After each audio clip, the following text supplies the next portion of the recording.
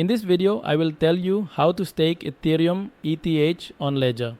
So first what you need to do is ensure you have an Ethereum wallet on your Ledger device. If you don't, go to Accounts, press Add Account and choose Ethereum.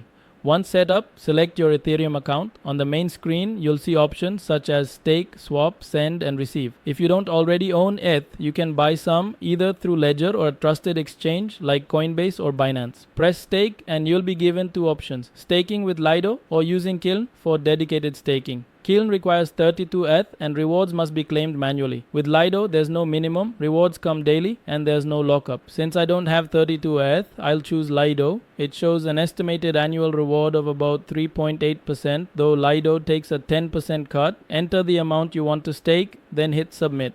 You'll be asked to confirm terms, approve on Ledger, and once confirmed, the staking transaction goes through. Your portfolio will now show staked ETH under Lido. If you ever want to convert back, you can use swap to return ETH to ETH. That's how you stake Ethereum with Ledger. Thanks for watching.